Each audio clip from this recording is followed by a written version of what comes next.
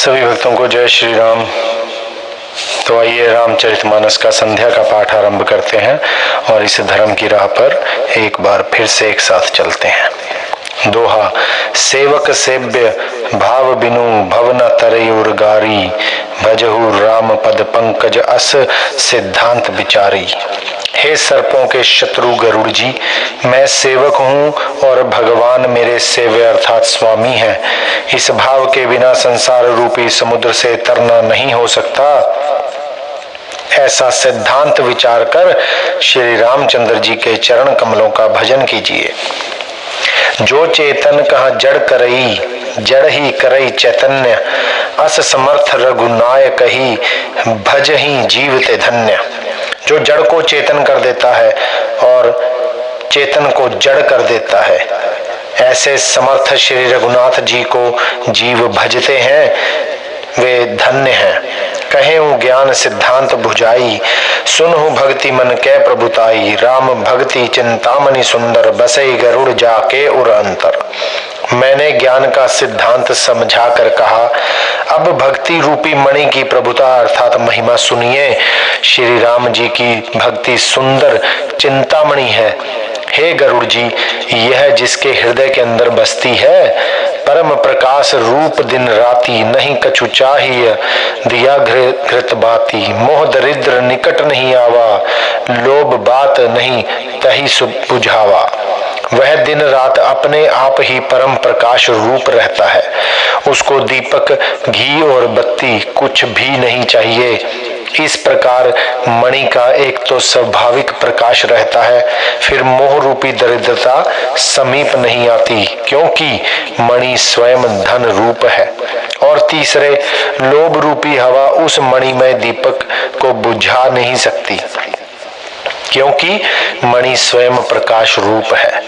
वह किसी दूसरे की सहायता से नहीं प्रकाश करती। प्रबल अविद्या तम मिट जाई, हारहि सकल सलब समुदायी। खल कामादि निकट नहीं जाही, बसई भक्ति जाके उर माही। उसके प्रकाश से अविद्या का बल अंधकार मिट जाता है, मदादि पतंगों का सारा समूह हार जाता है। जिसके हृदय में भक्ति बसती है, काम क्रोध और लोभ आदि दुष्ट तो उसके पास भी नहीं जाते। गरल सुधासम अरिहित होई, तेहि मनि बिनु सुख पाव न कोई। व्यापहि मानस रोग न भारी, जिनके बस सब जीव दुखारी। उसके लिए विष अमृत के समान और शत्रु मित्र हो जाता है। उस मणि के बिना कोई सुख नहीं पाता। बड़े बड़े मानस रोग जिनके वश होकर सब जीव दुखी हो रहे हैं, उनको नहीं व्यापते। राम भक्ति मनि उर बस जाके, दुख लवलेस न सपने हुताके। चतुर शिरोमणि तेई जग माही, जे मनि लागी सुजतन कराही। श्री राम भक्ति रूपी मणि जिसके हृदय में बसती है, उसे स्वप्न में भी लेश मात्र दुख नहीं होता। जगत में वे ही मनुष्य चतुरों के शिरोमणि हैं, जो उस भक्ति रूपी मणि के लिए भली भांति यत्न करते हैं। सो मनि जदपि प्रगट जग अहई, राम कृपा बिनु नहीं कोई लहई। सुगम उपाय पाई बे केरे, नर हत भाग्य देही भट भेरे। यद्यपि वह मणि जगत में प्रकट अर्थात प्रत्यक्ष है, पर बिना श्री राम जी की कृपा के उसे कोई पा नहीं सकता। उसके पाने के उपाय भी सुगम ही है, पर अभागे मनुष्य उन्हें ठुकरा देते हैं। पावन पर्वत वेद पुराना, राम कथा रुचिरा कर नाना। मर्मी सज्जन सुमति कुदारी, ज्ञान विराग नयन उर्गारी। वेद पुराण पवित्र पर्वत हैं। श्री राम जी की नाना प्रकार की कथाएं उन पर्वतों में सुंदर खाने हैं। संत पुरुष उनकी इन खानों के रहस्य को जानने वाले मर्मी हैं और सुंदर बुद्धि खोदने वाली कुदाल है। हे गरुड़ जी, ज्ञान और वैराग्य ये दो उनके नेत्र हैं। भाव सहित खोजई जो प्राणी, पाव भक्ति मनि सब सुख खानी। मोरे मन प्रभु अस विश्वासा, राम ते अधिक राम कर दासा। जो प्राणी उसे प्रेम के साथ खोजता है वह सब सुखों की खान इस भक्ति रूपी मणि को पा जाता है। हे प्रभु, मेरे मन में तो ऐसा विश्वास है कि श्री राम जी के दास श्री राम जी से भी बढ़कर है। राम सिंधु घन सज्जन धीरा, चंदन तरु हरि संत समीरा। सब कर फल हरि भक्ति सुहाई, सो बिनु संत न काहू पाई। श्री रामचंद्र जी समुद्र है तो धीर संत पुरुष मेघ है। श्री हरि चंदन के वृक्ष हैं तो संत पवन है। सब साधनों का फल सुंदर हरि भक्ति ही है, उसे संत के बिना किसी ने नहीं पाया। अस विचारी जोई कर सत्संगा, राम भक्ति ते ही सुलभ विहंगा।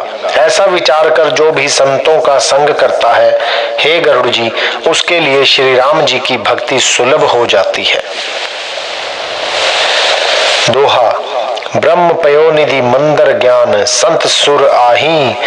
कथा सुधा मथी काढ़ही, भक्ति मधुरता जाही। ब्रह्म वेद समुद्र है, ज्ञान मंदराचल है और संत देवता है। जो उस समुद्र को मथ कर कथा रूपी अमृत निकालते हैं, जिसमें भक्ति रूपी मधुरता बसी रहती है। बिरति चरम असी ज्ञान मद, लोभ मोह रिपुमारी। जाए पाए सो हरि भक्ति, देखु खगेश बिचारी। वैराग्य रूपी ढाल से अपने को बचाते हुए और ज्ञान रूपी तलवार से मद, लोभ और मोह रूपी वैरियों को मारकर जो विजय प्राप्त करती है, वह हरि भक्ति ही है। हे पक्षीराज, इसे विचार कर देखिए। पुनिस प्रेम बोले खगराऊ, जो कृपाल मोहि ऊपर भाऊ। नाथ मोहि निज सेवक जानी, सप्त प्रसन्न मम कहु बखानी। पक्षीराज गरुड़ जी फिर प्रेम सहित बोले, हे कृपालु, यदि मुझ पर आपका प्रेम है तो हे नाथ, मुझे अपना सेवक जानकर मेरे 7 प्रश्नों के उत्तर बखान कर कहिए। प्रथम ही कहु नाथ मति धीरा, सबते दुर्लभ कवन शरीरा। बड़ दुख कवन कवन सुख भारी, सो संक्षेप ही कहु बिचारी।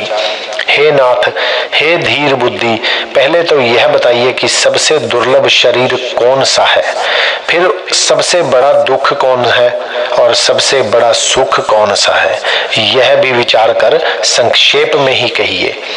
संत असंत मरम तुम जानहु, तिनकर सहज स्वभाव बखानहु। कवन पुण्य श्रुति विदित विशाला, कहु कवन अग परम कराला।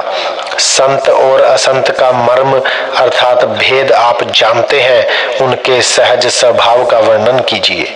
फिर कहिए कि श्रुतियों में सबसे सिद्ध, सबसे महान पुण्य कौन सा है और सबसे महान भयंकर पाप कौन सा है। मानस रोग कहु समुझाई, तुम सर्वज्ञ कृपा अधिकाई। तात सुनहु सादर अति प्रीति, मैं संक्षेप कहूँ यह नीति। फिर मानस रोगों को समझाकर कहिए, आप सर्वज्ञ हैं और मुझ पर आपकी कृपा भी बहुत है। काकभिशुंडी जी ने कहा, हे तात, अत्यंत आदर और प्रेम के साथ सुनिए, मैं यह नीति संक्षेप से कहता हूँ। नर्तन सम नहीं कवनीय देही, जीव चराचर जाचत तेही। नरक स्वर्ग अपवर्ग निसैनी, ज्ञान विराग भक्ति शुभ देनी। मनुष्य शरीर के समान कोई शरीर नहीं है, चर अचर सभी जीव उसकी याचना करते हैं। यह मनुष्य शरीर नरक, स्वर्ग और मोक्ष की सीढ़ी है तथा कल्याणकारी ज्ञान, वैराग्य और भक्ति को देने वाला है। सो तनु धरि हरि भजहि, न जेनर होहि विश्वरत मंद मंद तर। कांच किरचि बदले ते लेहि, करते डारी परस मन देहि। ऐसे मनुष्य शरीर को धारण कर के जो भी लोग श्री हरि का भजन नहीं करते और नीच से नीच विषयों में अनुरक्त रहते हैं, वे पारस मणि को हाथ से फेंक देते हैं और बदले में कांच के टुकड़े ले लेते हैं। नहीं दरिद्र सम दुख जग माही, संत मिलन सम सुख जग नाही। पर उपकार बचन मन काया, संत सहज स्वभाव खगराया। जगत में दरिद्रता के समान दुख नहीं है तथा संतों के मिलन के समान जगत में सुख नहीं है। और हे पक्षीराज, मन वचन और शरीर से परोपकार करना यह संतों का सहज स्वभाव है। संत सही दुख पर हित लागी, पर देखू हेतु असंत अभागी। भुर्ज तरु सम संत कृपाला, पर हित नीति सह विपत्ति विशाला। संत दूसरों की भलाई के लिए दुख सहते हैं और अभागे असंत दूसरों को दुख पहुंचाने के लिए कृपालु संत भोज के वृक्षों के समान दूसरों के हित के लिए भारी विपत्ति सहते हैं, अपनी खाल तक उधड़वा लेते हैं। सन इव खल पर बंधन करई, खाल कढ़ाई विपत्ति सही मरई। खल बिनु स्वार्थ पर अपकारी, अहि मूषक इव सुनूर गारी। किंतु दुष्ट लोग सन की भांति दूसरों को बांधते हैं और उन्हें बांधने के लिए अपनी खाल खिंचवाकर विपत्ति सहकर मर जाते हैं। हे सर्पों के शत्रु गरुड़ जी सुनिए, दुष्ट बिना किसी स्वार्थ के सांप और चूहे के समान अकारण ही दूसरों का अपकार करते हैं। पर संपदा विनाशी नाश हैं, जिमि ससी हित हिम उपल बिलाही। दुष्ट उदय जग आरती हेतु, जथा प्रसिद्ध अदम ग्रह केतु।